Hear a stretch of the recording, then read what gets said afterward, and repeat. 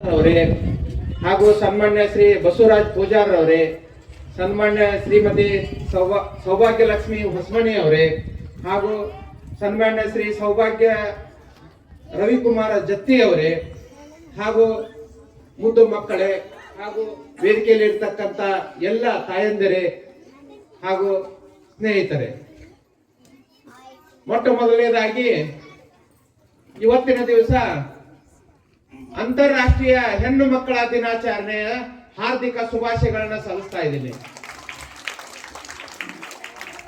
ಇವತ್ತಿನ ದಿವಸ ಹೆಣ್ಣು ಮಕ್ಕಳ ದಿನಾಚರಣೆ ಅಂತಂದು ಅಂತಾರಾಷ್ಟ್ರೀಯ ಮಟ್ಟದಲ್ಲಿ ಕೂಡ ಇವತ್ತು ಆಚರಣೆಯನ್ನ ಮಾಡ್ತಾ ಇದ್ದೀವಿ. ಇಲ್ಲಿ ಕೂಡ ಹೆಚ್ಚಿನ ಸಂಖ್ಯೆಯನ್ನು ನೋಡಿದ್ರೆ ಹೆಣ್ಣು ಮಕ್ಕಳ ಸಂಖ್ಯಾಬಲ ಜಾಸ್ತಿ ಇದೆ. ಹಾಗಾಗಿ ಅವರಿಗೆ ಒಳ್ಳೇದಾಗಲಿ ಅಂತಕ್ಕಂಥ ಹಾರೈಕೆಯನ್ನ ಮಾಡ್ತಾ ಇದ್ದೇನೆ. ಮುದ್ದು ಮಕ್ಕಳೇ, ನಮ್ಮ ಹಾವೇರಿ ಜಿಲ್ಲೆ ಮರಿ ಕಲ್ಯಾಣ ಅಂತಕ್ಕಂಥ ಹೆಸರಾಗಿದೆ. ಆಮೇಲೆ ಅನೇಕ ಶಿವಶರಣರು ಹುಟ್ಟಿದಂತ ನಾಡು. ಕನಕದಾಸರು ಇರ್ಬೋದು, ಶಿಸ್ನಾಳ ಸರೀಫರು ಇರ್ಬೋದು, ಅನೇಕ ಜನ ಹೋರಾಟಗಾರರು ಹುಟ್ಟಿದಂತ ನಾಡು. ಗಳಗನಾಥರು ಇರ್ಬೋದು, ಆಮೇಲೆ ಮೈಲಾರ್ ಮಾದೇವಪ್ಪ ಇರ್ಬೋದು, ಗುದ್ಲೆಪ್ಪ ಹಳ್ಳಿಕೇರಿ ಇರ್ಬೋದು, ಹೊಸಮಣಿ ಸಿದ್ದಪ್ಪನವರು ಇರ್ಬೋದು, ಇಂಥ ಹೋರಾಟಗಾರರು, ಸಾಹಿತಿಗಳು ಮತ್ತು ಅನೇಕ ಶಿವಶರಣರು ಹುಟ್ಟಿದಂತ ನಾಡಿನಲ್ಲಿ ನಾವೆಲ್ಲ ಹುಟ್ಟಿದೇವಂದ್ರೆ ನಾವೇ ಪುಣ್ಯವಂತರು ಅಂತ ಹೇಳಕ್ ಇಷ್ಟಪಡ್ತೀನಿ ಬಂಧುಗಳೇ. ಈಗ ಕನಕದಾಸರು ಹೇಳ್ತಾರೆ, ಈ ಸಮಾಜದಲ್ಲಿರ್ತಕ್ಕಂಥ ಅಂಕುಡೊಂಕುಗಳನ್ನ ತಿದ್ದಲು ಮತ್ತು ಏನು ಈ ಮೂಢನಂಬಿಕೆಗಳನ್ನ ಬಿಡಲು ಅವ್ರು ಹೇಳ್ತಾರೆ, ಕುಲ ಕುಲವೆಂದು ಹೊಡೆದಾಡದಿರಿ, ಕುಲದ ಮಹಿಮೆಯನ್ನು ಬಲ್ಲಿರ ಅಂತಕ್ಕಂಥ ಮಾತನ್ನ ಹೇಳ್ತಾರೆ. ಅಂದ್ರೆ ಇವತ್ತು ನಮ್ಮ ಸಮಾಜದಲ್ಲಿ ಬರೇ ಮಾತೆತ್ತಿದ್ರೆ ಜಾತಿ, ಕುಲ, ಧರ್ಮ ಯಾವುದು ಇಂಥ ಒಂದು ಇದು ನಡೆದೈತಿ. ಅಂದ್ರೆ ವ್ಯವಸ್ಥೆ ಹಾಳಾಗೈತಿ. ಅದನ್ನ ಅವರು ಕನಕದಾಸರು ಅವತ್ತೇನು 17ನೇ ಶತಮಾನದಲ್ಲೇ ಅವರ ಒಂದು ಮಾತನ್ನ ಹೇಳಿದರು, ಕುಲ ಕುಲ ಎಂದು ಹೊಡೆದಾಡದಿರಿ, ಕುಲದ ಮಹಿಮೆಯನ್ನು ಬಲ್ಲಿರ ಅಂತಕ್ಕಂಥದ್ದು. ಈಗ ಏನು ಸ್ವಾಗತ ಭಾಷಣ ಮಾಡೋದಕ್ಕೆ ಪೂರ್ವದಲ್ಲಿ ಟೀಚರ್ ಹೇಳಿದ್ರು, ಇವನಾರವ ಇವನಾರವ ಇವನಾರವ ಎನ್ನದಿರಯ್ಯ, ಇವ ನಮ್ಮವ ಇವ ನಮ್ಮ ಮನೆಯ ಮಗನೆಂದೆನಿಸಯ್ಯ ಕೂಡಲ ಸಂಗಮ ದೇವ. ಬಸವಣ್ಣವ್ರು ಕೂಡ ಇಂಥ ಸಮಾಜದಲ್ಲಿರ್ತಕ್ಕಂಥ ಅಂಕುಡೊಂಕುಗಳನ್ನ ತಿದ್ದಕ ಬಹಳಷ್ಟು ಪ್ರಯತ್ನಗಳನ್ನ ಮಾಡಿದ್ದಾರೆ.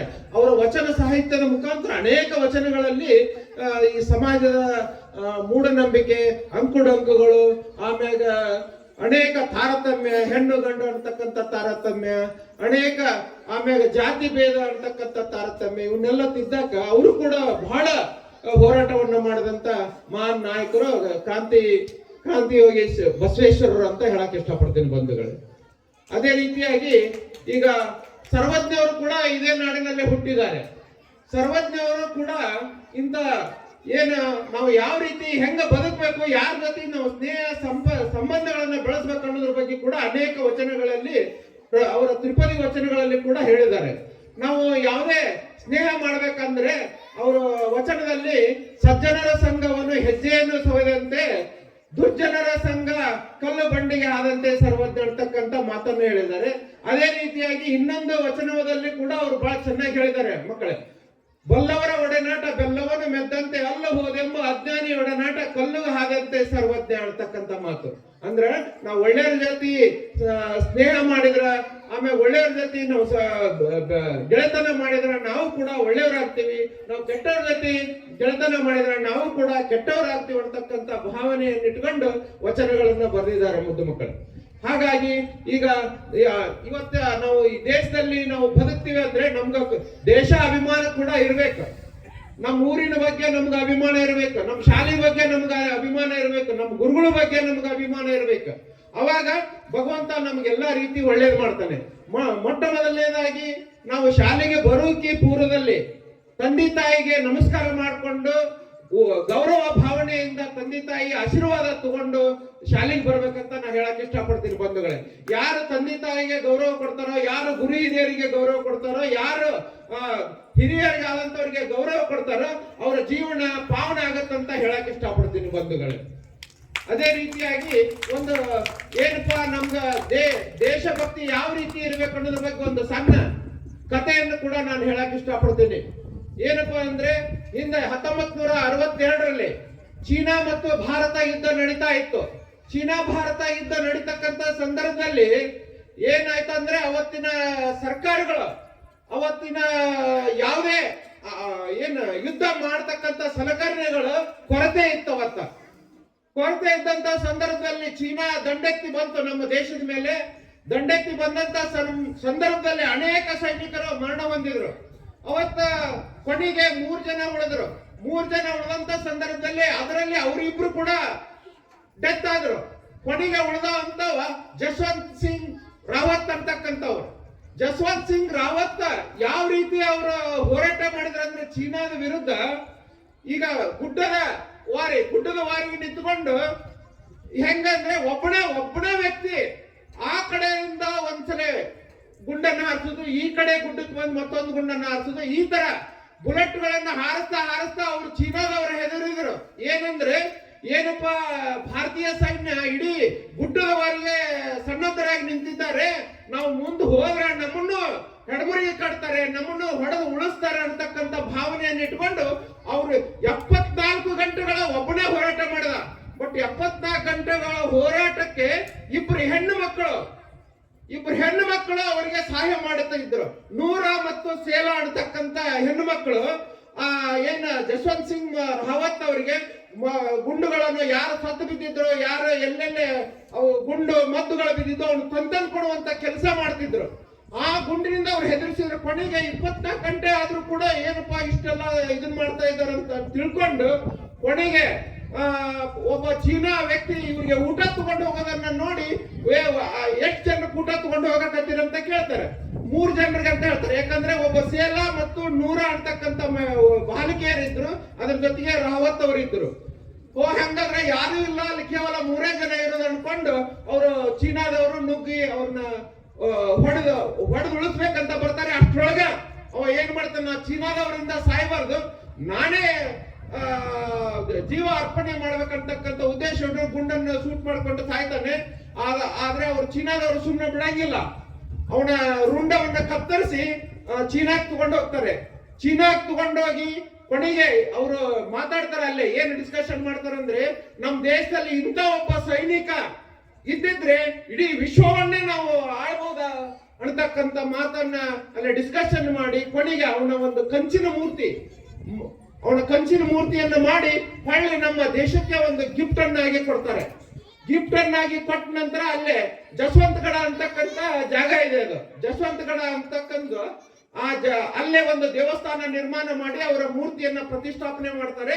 ಬಟ್ ಅವರ ದೇಶಭಕ್ತಿ, ಅವನ ಒಂದು ಹೋರಾಟ ಯಾವ ರೀತಿ ಇತ್ತಂದ್ರೆ, ಇವತ್ತು ಅವರು ಮರಣ ಹೊಂದಿದ್ರು ಕೂಡ ಇವತ್ತ ಸರ್ಕಾರ ಅವರಿಗೆ ಬಡ್ತಿಯನ್ನ ಕೊಡುವಂತ ವ್ಯವಸ್ಥೆ ಮಾಡ್ತಾ ಇದೆ.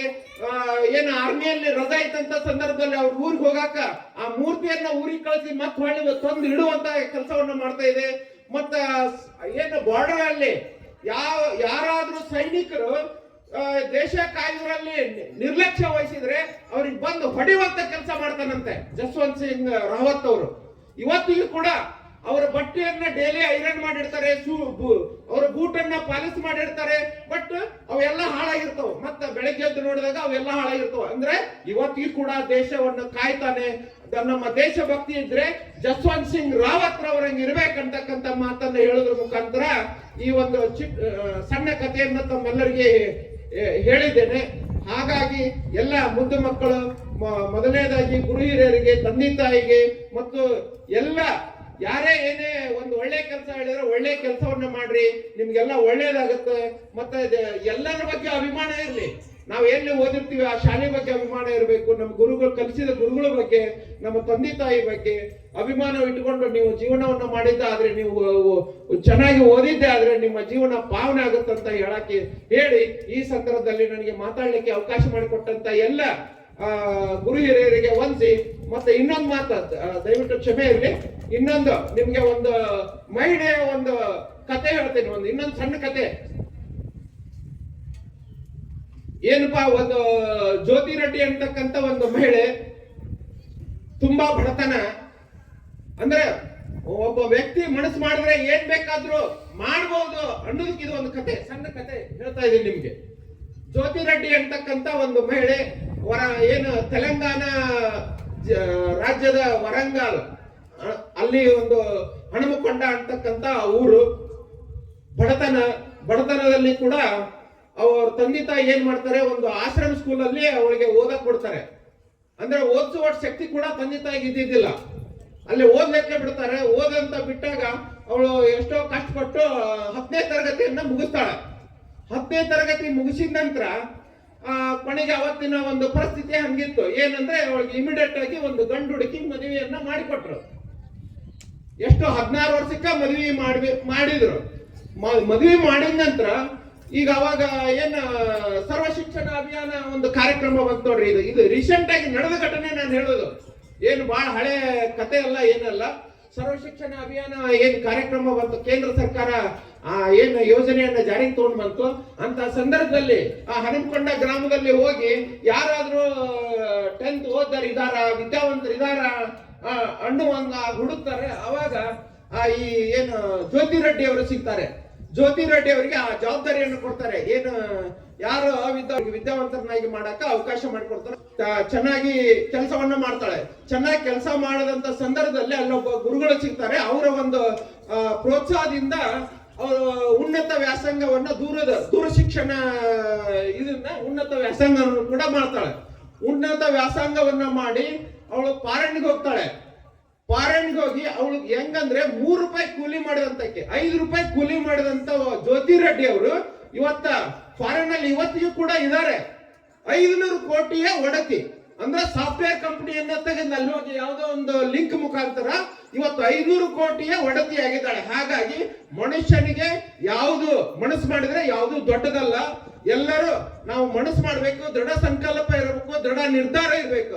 ಅವಾಗ ನಾವು ಏನ್ ಬೇಕಾದನ್ನು ಸಾಧಿಸಬಹುದು ಅಂತಕ್ಕಂತ ನಮ್ಗೆ ತೋರಿಸ್ಕೊಟ್ಟಂತವ್ರು ಈ ತೆಲಂಗಾಣ ರಾಜ್ಯದ ಜ್ಯೋತಿ ರೆಡ್ಡಿ ಅವರಂತ ಹೇಳಿ ಈ ಸಂದರ್ಭದಲ್ಲಿ ನನಗೆ ಮಾತಾಡ್ಲಿಕ್ಕೆ ಅವಕಾಶ ಮಾಡಿಕೊಟ್ಟಂತ ಎಲ್ಲ ಅಕ್ಕ ತಂಗಿಯರಿಗೆ, ಮುದ್ದು ಮಕ್ಕಳಿಗೆ, ಎಲ್ಲ ವೇದಿಕೆ ಮೇಲೆ ಇರ್ತಕ್ಕಂಥ ಎಲ್ಲ ಗಣ್ಯರಿಗೆ, ಎಲ್ಲ ಶಿಕ್ಷಕ ವೃಂದಕ್ಕೆ ನಾನು ವಂದನೆಗಳನ್ನು ಸಲ್ಲಿಸಿ ನನ್ನ ಮಾತನ್ನ ಮುಗಿಸುತ್ತೇನೆ. ಜೈ ಹಿಂದ್, ಜೈ ಕರ್ನಾಟಕ.